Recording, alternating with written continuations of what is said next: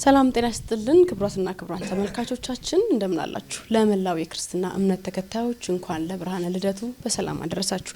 የ2018 የገናን በዓል በማስመልከት ጎጆ የተቸገሩ ህሙማን ማዕከል ተገኝተን ከሁለት በጎ ፈቃደኞች ጋር እንዲሁም ደግሞ ከተቋሙ ቤተሰብ ጋር በጋራ የገናን በዓል እያሳለፍን ከናንተ ጋር ለማክበር እዚህ ተገኝተናል።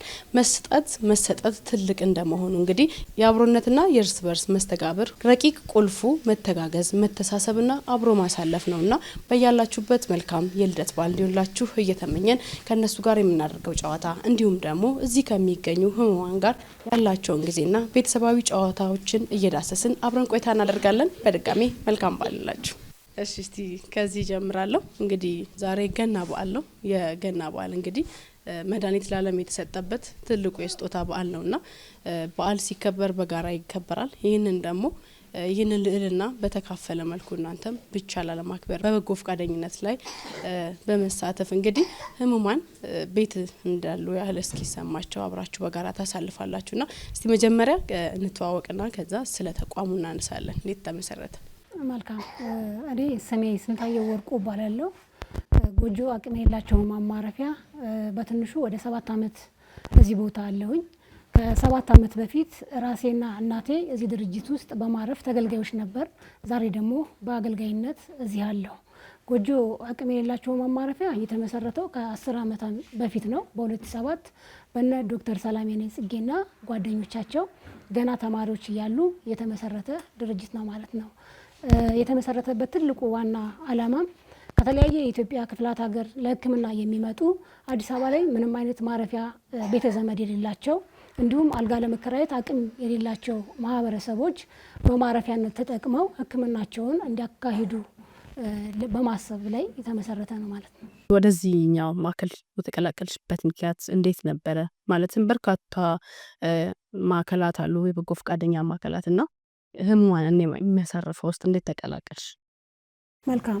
ቅድም እንዳልኩት 7 አመቴ ነው። ከ7 አመት በፊት እናቴ በካንሰር ታማ ልክ እንዳሁን እንደምታዋቸው ቤተሰቦቼ የኔም እናት ከክፍለ ሀገር ወደ ጥቁር አንበሳ ሪፈር ተብላ መጣ ነበረ። በወቅቱ የያዝነው ሳንቲም ሲያልቅብን ካርቶን ይዘን ወደ ኮሪደር መተኛት ነበር የጀመርነው። በዛ ሁኔታ ላይ ያለን ጥቁር አንበሳ የሚሰሩ ማህበራዊ ጉዳይ ወይም ሶሻል ኦፊሶች አገኙን። እንደዚህ አይነት ድርጅት እንዳለ ማረፊያ እንዳለ ተነግሮን ልክ አሁን እንደምታዩቸው ቤተሰቦቼ እኔም ወደዚህ ተልኬ በሶሻል ማህበራዊ ጉዳይ አማካኝነት በማረፊያነት ስጠቀም የቆየው ነው መጀመሪያ ቀደም ሲል። አሁን ላይ እናቴ በህይወት የለችም። ነገር ግን እናቴን ሳስታምም የድርጅቱን አመሰራረት ከተረዳው በኋላ ከኔስ ሚና ምን ይጠበቃል በሚል ራሴን አሳልፌ በጎ ፈቃደኛነቴን ለነ ዶክተር ሰላሜኔ ጽጌና ለጓደኞቻቸው በመንገር ወደዚህ ለማገልገል ተቀየርኩኝ። እግዚአብሔር ይመስገን ዛሬ በብዙ ጥያቄዎቻችን አማካኝነት ትንሽ ተከፋይ ሆኛለሁ፣ እዚሁ አለሁ ማለት ነው። በጎነት እንግዲህ ክፍያው ትልቅ እንደሆነ ሁሌ ይነሳል። ግን ሆኖ በጎነት ውስጥ ተካቶ ራስን ማግኘት ትልቅ ነገር ነው፣ ትልቅ ውሳኔ ይፈልጋል። ቀድሞ የነበረሽ ህይወትን ትተሽ ወደዚህ ለመምጣት ለመቀላቀል የወሰንሽበት ቅጽበት አስታውሽኝ እስቲ። እንዴት ገባሽበት? እንዴት ወሰንሽ? መልካም። እኔም ክፍለ ሀገር እያለሁኝ የ3 ልጆች እናትና መጠነኛ ኑሮ የምኖር ነበርኩኝ። እንግዲህ በዛ ህይወቴ ላይ ያለው ነው እናቴ ታማ ወደ አዲስ አበባ ጥቁር አንበሳ የመጣሁት። ነገር ግን ልክ እንደ እናቴ የተቸገሩ ጎጆ ከገባው በኋላ ካዩ በኋላ ሀብትም ንብረትም ምንም እንዳልሆነ በተለይም ከእናቴ ሞት በኋላ ሁሉም ነገር ቀሪ እንደሆነ በህይወት ሳሉ ግን ማገልገል ልዩ ስሜትና እርካታ ያለው እንደሆነ እንዲሁም በማይሰረዝ በማይደለዝ የሚመዘገብ በህሊናም በየትኛውም እምነት አይነት ሁኔታ የሚመዘገብ መሆኑ ውስጤ ነገረኝና ልጆቼም በህይወት ካለሁላቸው ባሉበት ይቀመጡ፣ ምክንያቱም የኔ እናት የለችም እኔ ግን አለች እያሉ ያስቡኛል ቢያንስ በሚል አይነት ነገር ለማገልገል በእውነት ከስሜት ተነሳስቼ ነው እዚህ ያሉትና በፊት ግን የራሴ ህይወት ያለኝ የ3 ልጆች እናት ነበርኩ ማለት ነው። አሁን ያለሽበት ሁኔታ ልጆችሽ ምን ላይ ናቸው? እዚህ ውስጥ ተካተሽ ይህን በጎ ፈቃደኛ በመስራትሽ ቤተሰቦችሽ ደግሞ የሚሰጡሽ ስሜት ምን ይመስላል? ሁሉም ሰው እኩል አይቀበለው። አንቺ ደግሞ እዚህ ስትቀላቀይ ደስተኛ ሆነው እናትነትሽ እንዳለ ቤተሰብ አለ፣ ምን አይነት ስሜት ይሰማቸዋል? ምን አይነት ነገር ይሰጡሻል? መጀመሪያ አካባቢ ለማመን ከብዷቸው ነበረ። አሁንም መለስ ብዬ ሳስበው እኔ ድርጅት ከማግኘቴ በፊት ሳንቲሜን ጨርሼ 15 ቀን በረንዳ ተኝተን ነበር በካርቶንና ያንን ስሜት አያውቁትም። ስለዚህ ጎጆ ለመቀመጤ እንዴት ቻለችው ከበሽተኛ ጋር መቀመጥን እንዴት ቻለችው ኑሮን መተው እንዴት ቻለችው የሚለው ነገር ምክንያቱም ያችን በረንዳ ስለማያውቋት ልጆችም ስለነበሩ ይከብዷቸው እናታችን ለምን ወደዛ መረጥሽ የሚል አይነት ነገር ነበረ። ጠቅላላ ያሉት ከእናቴ ውጭ ያሉት ቤተሰቦችም ጎጆ መሆኔ ከባድ ነበር ለነሱና እኔ ግን ውስጡ ከገባው በኋላ በእውነትም 15 ቀን ያንን ችግር አይቼ ስለነበረ ለካ ጠያቂዎች አሉ፣ ለካ ሰብሳቢዎች አሉ፣ ለካ ፈጣሪ አለ የሚለውን ነገር ሌላ ገጽታውን ስላሳየኝ ይህ ማለት ምን ማለት አይደለም እንደውም መኖር ማለት ለሌሎች መኖር ሲጀምር ነው የሚለውን ነገር አስገንዝቤያቸው ዛሬ ላይ እግዚአብሔር ይመስገን አምነው እነሱም የኔን አሪያ እየተከተሉ ባሉበት በጎ ልጆች ሆነውልኛል። እግዚአብሔር ይመስገን። ማንም ሰው ቤቱ ላይ ሲኖር የሆነ ችግር ካላጋጠመውና የሆነ እንደዚህ አይነት እርዳታ አይነት ተቋም እንዳሉ ካልተገነዘበ ምን ጊዜም ህይወት ከአንድ ወደ ሁለት ለመሻገር ሩጫ ብቻ ነው የሚታየውና ለራስ ማዳለት ሁኔታዎች ነበሩ። ግን ያ ነገር ተገቢ አለመሆኑን የተወረጠለት የተገነባው ነገር ሁሉ ከንቱ መሆኑን በይበልጥ ያየሁበት ሁኔታ ነው። ከዚህ ጋር ታያይዤ እግዚአብሔር ይመስገን እኔ ከ7 ዓመት በፊት እዚህ ቦታ በሆንም በፊት የነበረው ጠያቂዎቻችን ላይ እና አሁን ላይ ያሉት ጠያቂዎቻችን እጅግ በብዙ ለውጥ እያገኘን ነው። ለምሳሌ እንደነጋሽ ታሜ አይነት ደጋግ ሰዎችን በጎ ፈቃደኛዎችን አለንላችሁ፣ እግዚአብሔር ይማራችሁ፣ አላህ ያሽራችሁ፣ ካለን እናካፍላችኋለን፣ አይዟችሁ፣ ቁስላችሁን አታዳምጡ፣ እዚህ አብራችሁ ሳላችሁ የምትማሩት ነገር አለ ከመረዳት ባሻገር እያሉ ራሳቸውን ግንዛቤ እየፈጠሩልን ያሉ ሰዎችንም ማግኘት ላይ ሂደት ላይ ነን። በቂ ባይሆንም በቂ ነው ብለን አናምንም። አሁንም ጎጆ ብዙ ፈቃጆች ያስፈልጉታል። ከግልም ከመንግስታትም በጣም ፈቃጆች ያስፈልጉታል። በነገራችን ላይ ጎጆ የሚያገለግለውን ያህል ያልተዘመረለት ነው። ጎጆ አቅም የላቸውም ማረፊያ። እንግዲህ እኔ እንኳን ወደ ማገልገል ከዞርኩኝ 7 ዓመት ይስልሽ 7 ዓመቱን የተገለገለው ያህል እየተዘመረ ነበር ወይ? አይደለም። እግዚአብሔር ይመስገን ዛሬ ላይ እናንተን አንጋፋ የሆነውን ኦቤንን ማግኘታችን ራሱ አንድ አቅም ነው፣ አንድ ፓወር ነው። ነገ የተሻለ አዳማጭ እናገኛለን ብለን እናስባለን። ይህንኑ ታሳቢ አድርጎ ነው የኦቤን ቴሌቪዥን እዚህ የተገኘውና በርካቶችን ቅኖችን ቅልብ ያላቸውን ለበርካቶች የሚቆሙት ጋራ አብሮ ይሰራል። እንደው ወደዚህ ወደ ማዕከሉ ሲቀላቀሉ ህሙማን በምን መስፈርት ነው የሚመጡት? እንዴት ነው ተመርጠው ወደዚህ የሚመጡት? እንዴት ነው የምታገኟቸው?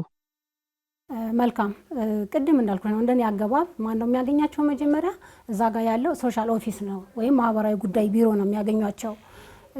ልክ በእኔ መንገድ ብር ሲጨርሱ የአልጋ ክራይ ሲጨርሱ የጥቁር አንበሳ ወረፋ ጉዳይ በጣም አሰልቺ ሲሆንባቸው በተስፋ መቁረጥ መካከል ሲሆኑ ራውንድ ይዞራሉ።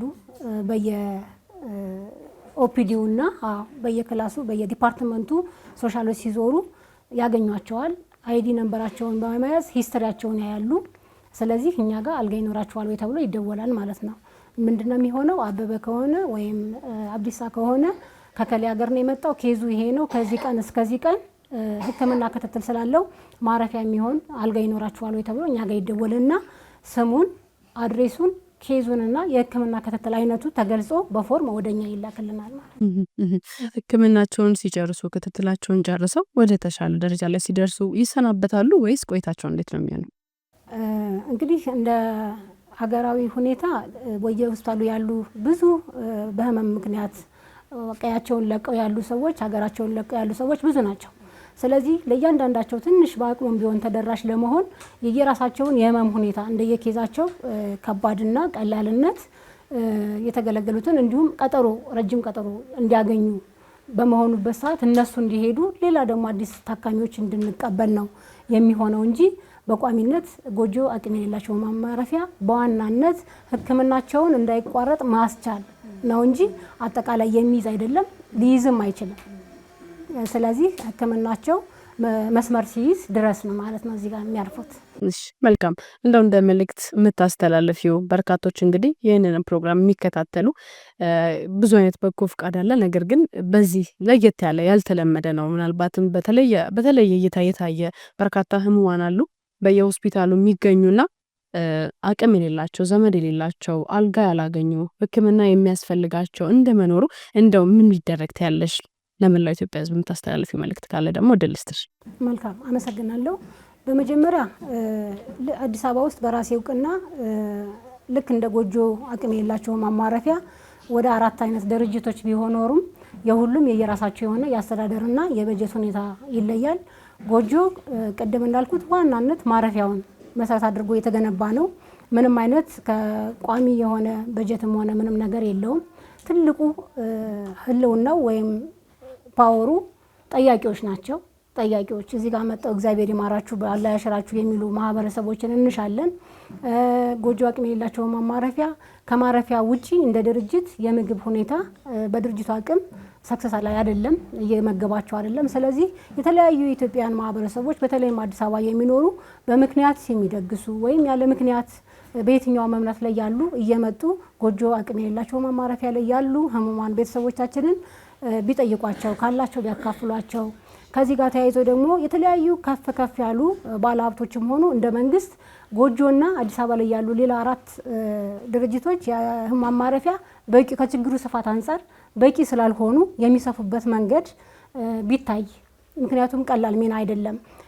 እነዚህ ጥቂት እድለኞች ናቸው እኛ ጋር ያሉ እድል ያላገኙ። ዛሬ ላይ ወደ ጥቁር አንበሳ ኮሪደሮች ብትሄዱ በካርቶን የታዩ ብዙ ወንድሞች እናቶች አሉና እነዛ እንድናይ የተለያየ ሰፋ ሊል የሚችልበት መንገድና ቁጥራቸውም እንደዚህ አይነት ድርጅቶች በህሙማን መርጃ በኩል ያሉ ድርጅቶች ቁጥራቸው እንዲሰፋ መንግስትም ሆነ ባለሀብቱ ሚና ቢጫወት ብዬ ገልጻለሁ። መልካም። በዚሁ እንደው ለመላው ክርስትና እምነት ተከታይ እንዲሁም ደግሞ ለቤተሰቦችሽ እንኳን አደረሳችሁ መልእክት እንድታስተላልፊ እድል ልስጥሽ። መልካም።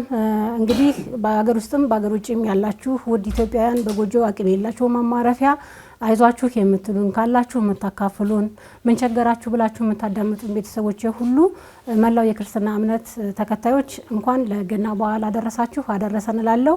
እንዲሁም አብራችሁን እንድትውሉ አይዟችሁ እንድትሉ በዚሁ ጋብዛለሁ። አመሰግናለሁ።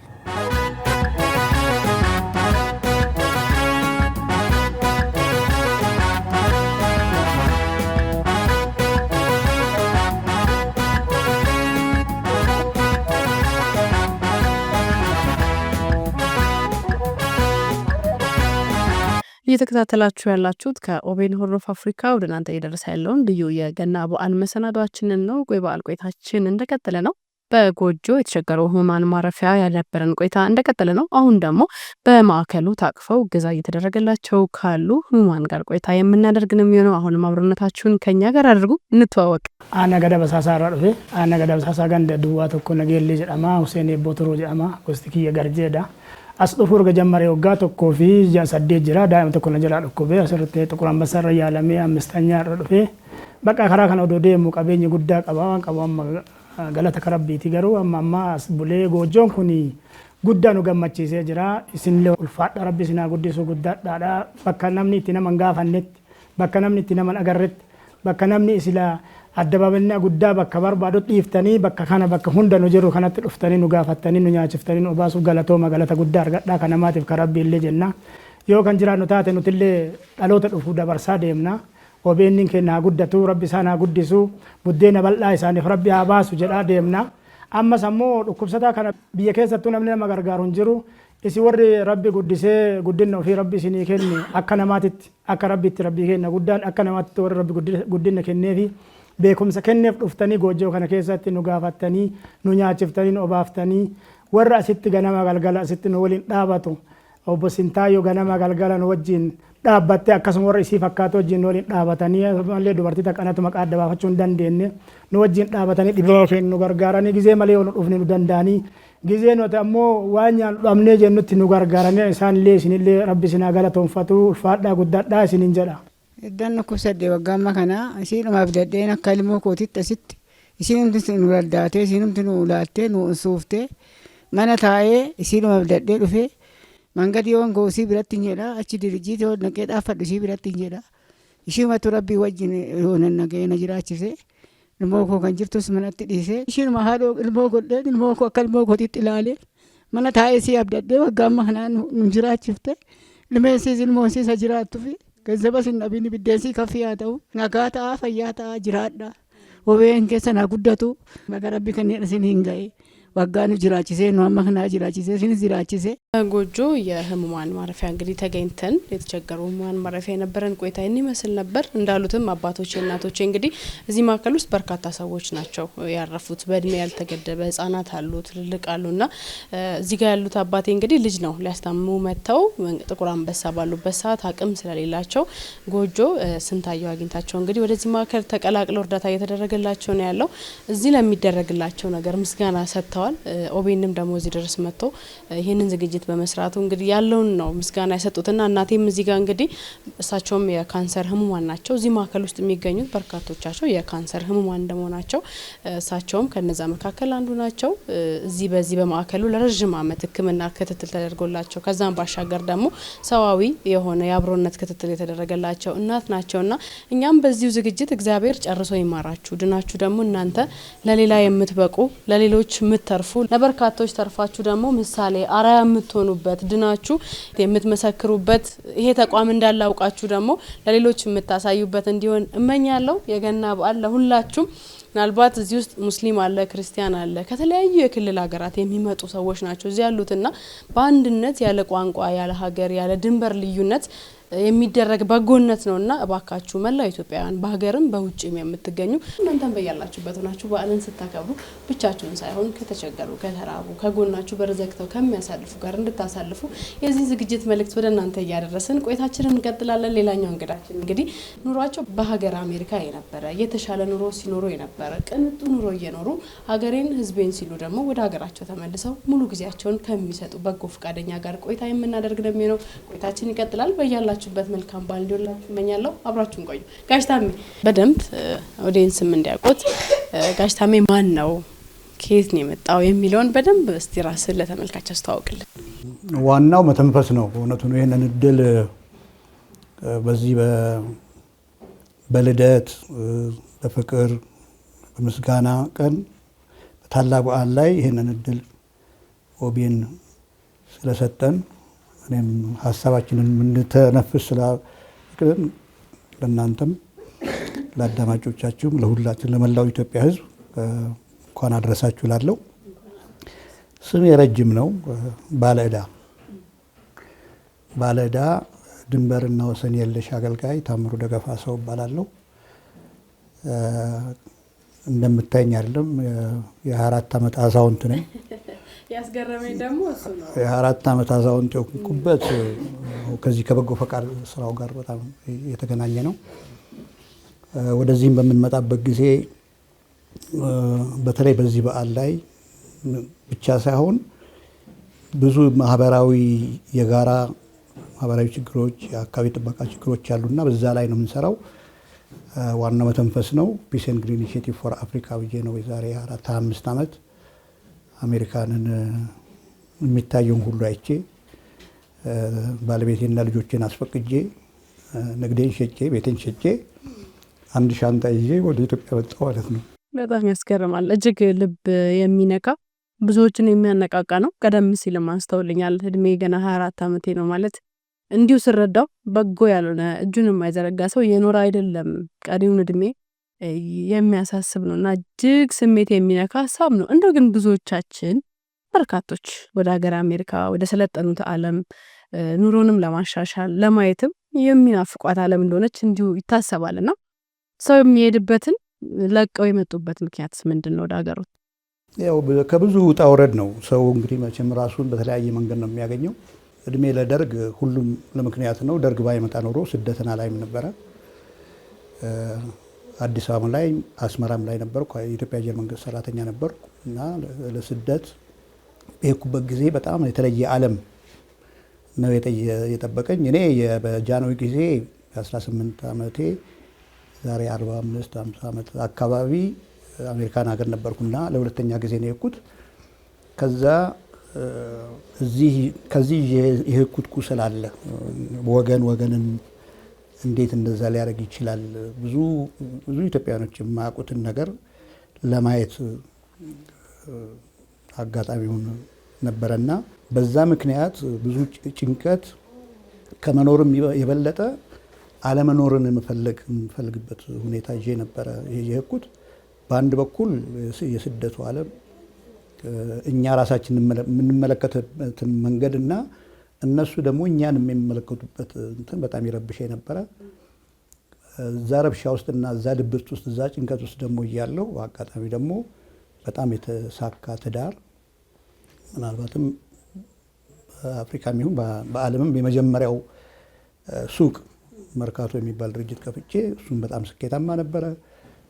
በአንድ ወዳጄ ምክንያት ደግሞ የዓለምን የገንዘብ በቃ ጥጉን አየው እና በዚህ መካከል ነው የኔ የአንደኛ ነገር ከስብራት ከሀዘን እና ከስኬት ነው። በሁለቱ መካከል ራሴን ጠየቁ።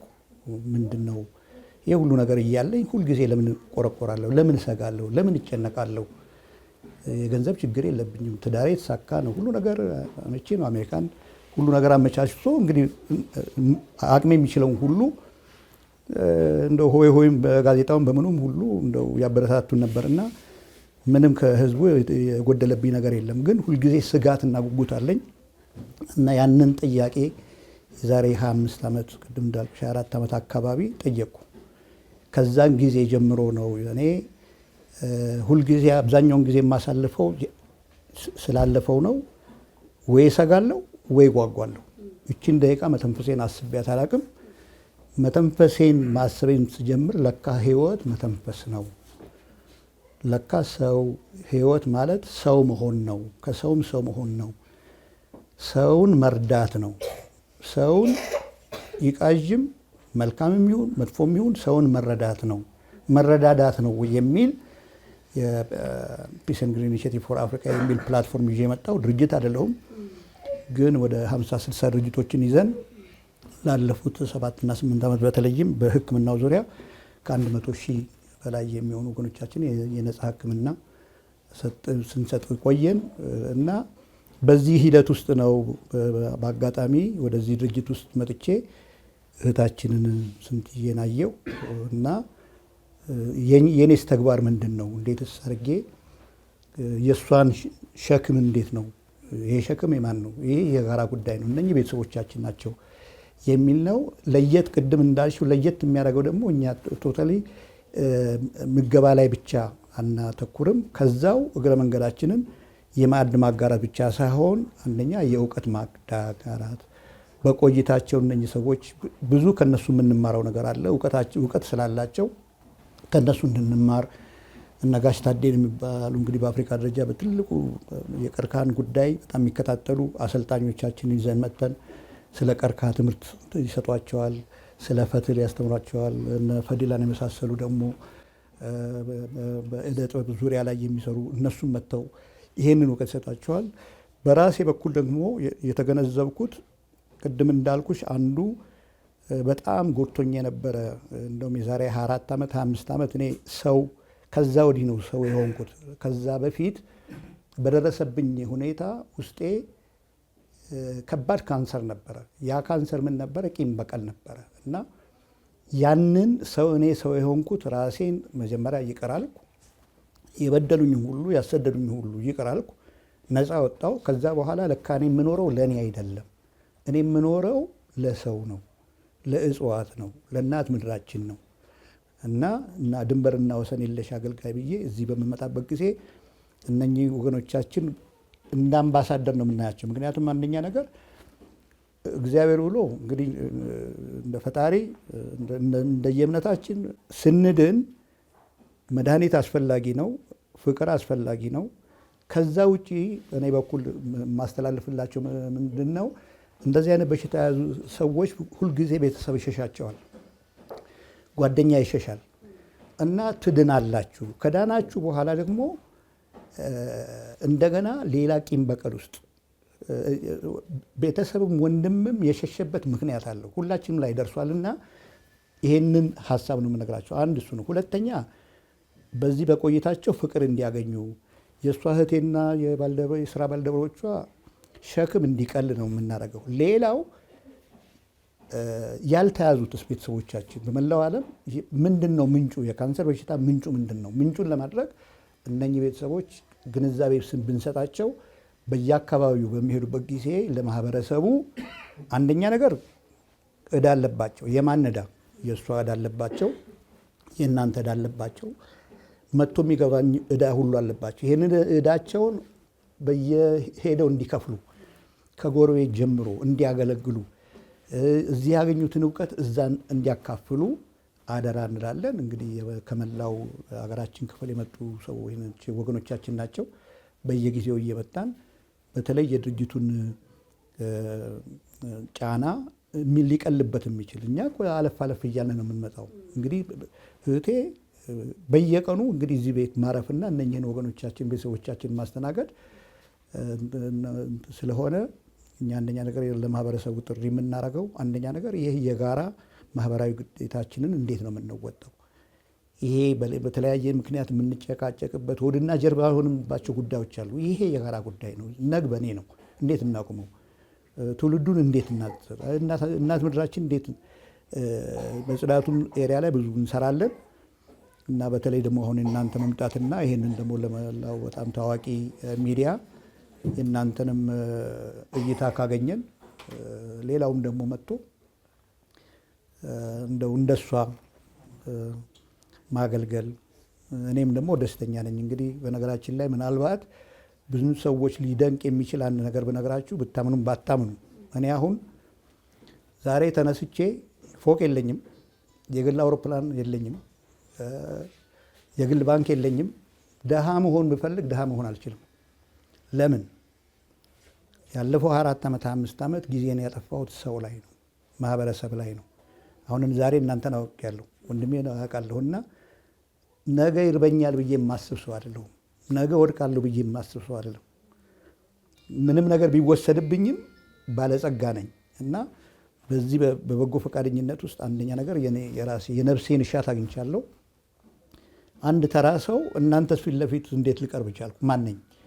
በበጎ ፈቃደኝነት ነው እና በተለይም ለወጣቱ ብዙ ሰው ይሄ በጎ ፈቃደኝነት በቃ እንደው ይሄ ሰው ስራም የለው ወይ ምን የለም ወይ ምን ፈልጎ ነው የሚሉ ሰው ስለሆንን እኔም ሰው ስለነበርኩ አሁንም ስለሆንኩ ሰዎችን እንረዳለንና በተለይ እንደዚህ አይነቱ ይሄንን ተቋም ሌሎችን ተመልክተው ቢችሉ ይሄንን እንዲረዱ፣ የማይችሉ ደግሞ ተመሳሳይ ተቋማትን በቤተሰብም በጓደኛም እየተሰባሰቡ እነኚህ የኛ እኮ ዕዳዎች ናቸው።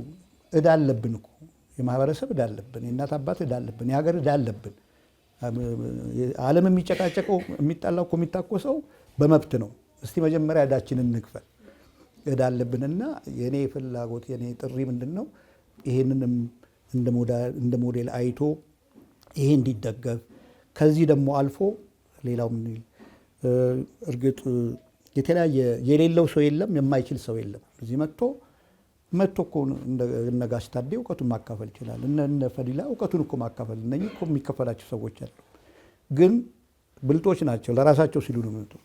ምክንያቱም እዚህ በመጡ ቁጥር ፍቅር አግኝተ ነው እዚህ በመዋላችን ከነሱ አሁን ሌላ ቦታ ከምውል እኔ ከነሱ ጋር በመዋሌ ማታ በጀርባ የተኝቼ በጀርባ የምነሳ ሰው ነኝ ማለት ነው። ደስታው እና ይህንን እድል ስለሰጣችሁልን እችን የመሰለች ደግሞ ጀግኒት እንግዲህ በአፍሪካ ደረጃ እንደው ሌላውም አፍሪካዊ እንዲነሳሳልን ይህንን እድል ስለሰጣችሁልን ለኦቢኤን በጣም አመሰግናለሁ። እንኳን አደረሳችሁ። በድጋሚ እንኳን አብሮ አደረሰን። እንደው ጨዋታችንን እንቀጥላለን።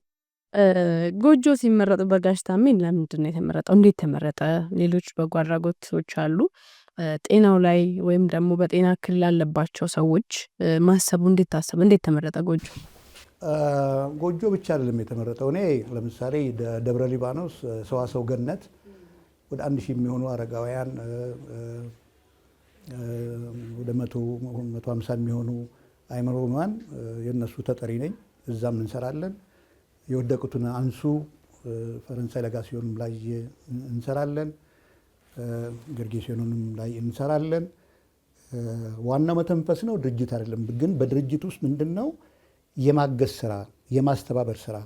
አሁን ብዙ ሰው መልካም ነው፣ አብዛኛው ሰው መልካም ነው፣ ማድረግ ይፈልጋል። እንዴት እንደሚደረግ አያውቅም። ድርጅትና ድርጅት አይነጋገርም። ባለሙያና ባለሙያ ባለመገናኘቱ የኔ አንዱ ትልቁ ስራዬ ቢዝነሶችን፣ ሐኪሞችን፣ ማህበራትን በአንድ ፕላትፎርም ላይ አምጥቶ የመርዳት ነው እና በዛ ሂደት ውስጥ ነው በጣም ልቤን የሳበውና ልቤን የሰበረውና ነግበኔ ነውና በሚል ወደዚህ የመጣ ነውና ብዙ ድርጅት ላይ ነው የምንሰራው። ከአዲስ አበባ የግል ጤና ተቋማት ጋር እንሰራለን። ሺዎች የሚቆጠሩ የግል ናቸው። በወረዳው በክፍለ ከተማ ሚሊኒየም አዳራሽ ኤግዚቢሽን ማዕከል ስልጠና እንትን የነጻ ሕክምና ማህበረሰቡ እንዲያገኝ ስናገኝ ሰው መጥቶ በሽተኛ ሰው ቁጭ ብሎ አሁን ሆዴን ቆረጠኝ ቁጭ ብዬ ሆዴን ነው የሚቆርጠኝ። እሱን ሳስብ እንደ ሆዴን አይለቀኝም። ስለዚህ ምንድን ነው የምናደርገው? እላዩ ላይ ግንዛቤ እንጨምርበታለን። ቤቱ ይቅጠረው። እያንዳንዳችን ቤት ብዙ ችግር አለ፣ የሱስ ችግር አለ። የሱስ ግንዛቤ የሚሰጥልን ወጣት አለ። የቀርከሃ ስልጠና፣ የሸክላ ስልጠና፣ እውቀት፣ የስነ ተዋልዶ የተለያዩ እውቀቶች ይባክናሉ ስለማንነጋገር። ሁሉም እያለን አንዳንዴ የለንም። ለምንድን ነው? የመባከን ነገር አለ እና ያንን አሰባስበን ሕክምና ለሚፈልጉት ሕክምና አሁን እኔ ምንድን ነው ረጂና ተረጂዎችን ነው በብዛት የማገናኘው በቀጥታ ለረጅም ጊዜ። ለምሳሌ ባለፈው 6-7 ዓመት ከ70-80 ሚሊዮን ኢትዮጵያ ብር የሚያክል ገንዘብ በተለያየ ባንክ ውስጥ ለተለያዩ ሰዎች እንዲሰጥ ነው የምናደርገው። ሚዲያዎችን እናደርጋለን። ምንድን ነው እዚህ ጋር መርዳት የሚፈልግ ሰው አለ፣ እዚህ ጋር ተረጂ አለ፣ እዚህ መካከል ላይ ያለው ማለት ነው። ስለዚህ ማንን እንርዳ ዘንድሮ ማንን እንመግብ ሲሉ ብድግ አድርጌ እንግዲህ ትንሽ ልቤ ወደ ጎጆ ያደላል፣ ወደ ጎጆ ሳባረጋለሁ ማለት ነው። ጤና ሲኖር መቼም ሰው ጤናው ሲመለስ መልሶ ማምረት ይችላል፣ ጤናማ ትውልድ ይሆናል የሚለው ልክ ነው። እያለን የለንም የሚለው ሀሳብ ስለገዛኝ ነው። ምናልባት እውቀት ይዘን እያለ መርዳት ስንችል ማስተማር ስንችል በካሽ ወይም ደግሞ በሚቆጠር ብቻ መርዳት ስለሚመስለን ትልቅ ማስተማሪያ ነው። እንደው ግን ጋሽ ታዴ ያንን ሁሉ ቤተሰብ ሀብት እንዲሁም ቤት ሸጦ በጎነት ማድረግ ትልቅ ልብ ይጠይቃል።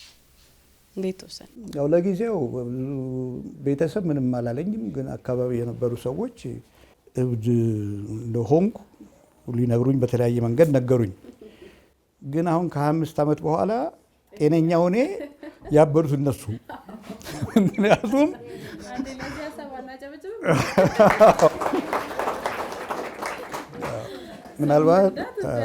ምናልባት እነሱ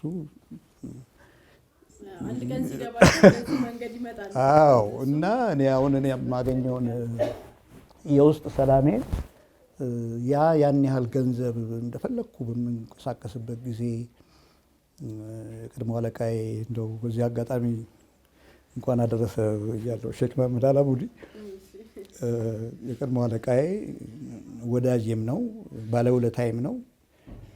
የእሱም ተላላኪ ሆኜ የእሱም ጉዳይ በማስፈጸም ብዙ ነገር እንዳይ አድርጎኛል እና በዛ ጊዜ ገንዘብ አጠገቤ በነበረ ጊዜ የፈለግኩትን ነገር ማድረግ በሚችልበት ጊዜ አሜሪካን ሀገር የሌለኝን ደስታ ነው አሁን ደስ የሚለኝ። ደስታዬ በእግሬ ነው የምጓዘው። ምንድነው ምናልባት እንደው እነሱ እከሌ አሳሳቱን ማለት ሳይሆን ከይቅርታ ጋር የምዕራባውያን ያሳሳቱን ይመስለናል። እኛ አፍሪካውያናችን እኛ አፍሪካውያን ሲባል የመንፈሳዊ ሕዝብ ነው። ከተፈጥሮ ጋር ከዛፍ ጋር ከማህበረሰቡ ጋር የሚኖር ነውና አሁን እንደው አንድ ምሳሌ የሚያስደነግጥ ምሳሌ የሚገርም ምሳሌ ቢነግራችሁ የችግሩ ምንጭ ባልና ሚስት ለምንድን ነው ሁለት አካውንት የሚኖሩ?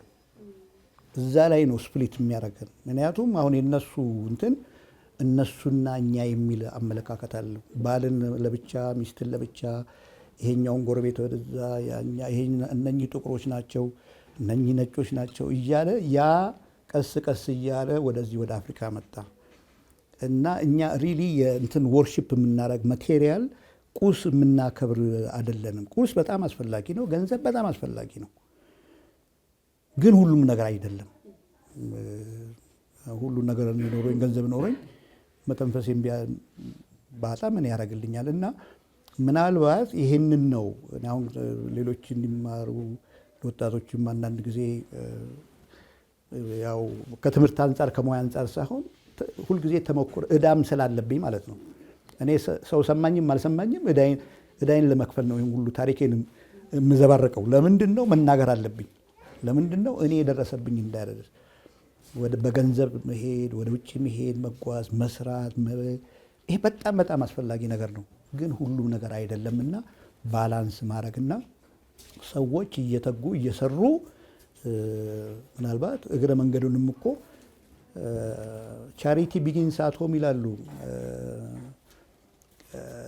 ምንድን ነው ከቤት ነው የሚጀምረው። የግድ እኮ እዚህ ድርጅት መምጣት ምናልባት ቤተሰብ ውስጥ እኮ የቤት ሰራተኛም ሊሆን ይችላል እኮ ጎረቤት ያለ ቡና የምታፈላ ውጪ ያለ ሰው ሊሆን ይችላል፣ ጥበቃ ላይ ያለ ሰው እኮም ሊሆን ይችላል። እና ይሄ አንደኛ ነገር በጣም አሁን የምናራምደው ኡቡንቱ የሚለውን አሁን እናንተን ሳይ እኔና ያለው እያንዳንዱ ሰው ለእኔ እኔ ነኝ።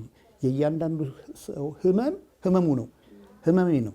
የእያንዳንዱ ሰው ደስታ ደስታዬ ነው። በሁሉ ነገር ደግሞ የግድ መስማማት የለብንም እና አንዳንድ ጊዜ የምንሄድበት መንገድ ለምሳሌ ለምንድን ነው የምንዋደደው? አንዋደድ፣ ግን እኔ ለእህቴ አደራ አለብኝ፣ እዳ አለብኝ። የአንቺ ማንነት የአንቺ አንድ ደረጃ ላይ መድረስ የግድ ውደጅኝ የሚል ኮንዲሽን አላረግም ማለት ነው። እና ምናልባት የዚህ የውጭው ተጽዕኖ ስለሚል ምናልባት ወደ ሀገር በቀል እውቀት ኡቡንቱ ወደሚለው እኔ ሰው የሆንኩት በእናንተ ነው። አሁን እናንተ ባትኖሩ ኖሮ ማን ነው የሚያዳመጠኝ? እኔ የግድ እኮ ታስፈልጉኛል። ለመደመጥም እኮ ሰው ይፈልጋል። እና ምናልባት ለማህበረሰቡ እንደዚህ አይነት ግንዛቤ አንዳንድ ለረጅም ለአመታት የተዘሩ ዘሮች ስላሉ እሱን እያንዳንዱን ሰው የምናየው ሰው ለእያንዳንዱ ሰው አደራ አለብን፣ እዳ አለብን። ያም ሰው ነው፣ ይሄም ሰው ነው። ሰውን ሳይ ራሴን አያለው። እሱም ቢቃዥ እኔም እቃዣለሁ እሱም። ስለዚህ ያንን የህይወት ተሞክሮን ምናልባት ለአንዳንድ ሰው አሁን ከብዙ ዓመት በኋላ በነገራችን ላይ ትንሽ አንዳንድ ቦታ ሲሄድ ዋና መተንፈስ ነው ይሉኛል። ዋና መተንፈስ ነው ይላሉ። እና ብዙ ጊዜ አሁን በጎ ፈቃደኝነት ምንድን ነው ትልቅ ነገር የምናረግ ቢኖረን እኮ ሄደን እንዲያርገን ትርፍ እኮ ለምሳሌ እኔ ስወጣ እንደዚህ በኪሴ የተጠቀለለች አንድ ሸሚዝ ይዤ እሄዳለሁ። አንድ ወንድም ሳገኝ ይኸውልህ ብዬ እሰጣለሁ እኮ። ቅድም ወደዚህ ስመጣ ሽምብራ ምናምን አገኘው መንገድ ላይ ማለት ነው። እነሱ የተለያየ የግብርና ኤክስፐርቶች ስለሆኑ ለነሱ በቃ የሽምብራ ጊዜ ነው። እና አንዳንድ እኛ እናካብደዋለን ይሄ በጎ ፈቃደኝነት። እና በጎ ፈቃደኝነት አንደኛ ነገር የውስጥ ሰላም ነው። በቃ የውስጥ ሰላም ነው። እኔ እርካታውን እንዴት አድርጌ በምንም አይነት ልሸጠው አልችልም በጎ ፈቃደኝነት። እና እውቀቱን እኮ ማካፈል ይችላል። ትምህርት ቤት ላይ አሁን እንሰራለን። ትምህርት ቤት መጥቶ ልጆችን እኮ ዳሰስ አድርጎ ፍቅር መስጠት ይቻላል። ስለ ቆሻሻ አወጋገድ ልጆችን ማስተማር ይቻላል።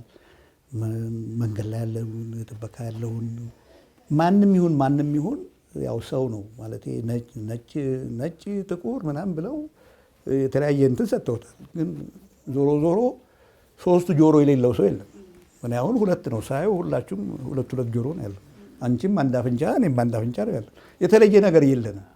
ስለዚህ ምናልባት ወደ ራሳችንን የምንመለስበት እዚህ በበጎ ፈቃደኝነት ውስጥ ህይወት አለ ስታለና አልፎ ተርፎ ደግሞ እንደ እናንተም ፊት እኮ አስቀመጠን። እኔም በግሌም ተመልካቾቻችንም ከዚህ ትልቅ ነገር እንደሚያፈሩበት እረዳለሁ። እንደ ጋሽ ታሜ እዚህ ቤት ውስጥ የተለያየ ቤተሰብ አለን። እንደምንኖራቸው ደግሞ ብዙ ነገር ከነሱ እንለምዳለን ስትል ስለነበር ተምረናል ስላልከኝም ምን አይነት ሰዎች ናቸው እዚህ ቤት ውስጥ የተቀጣጠሉት? ከየት ነው የመጡት? ምን አይነት አጋጣሚዎችስ አሉ? መነሻውስ ቁልፉ ችግሩን ከነሱ ምን ተረዱ?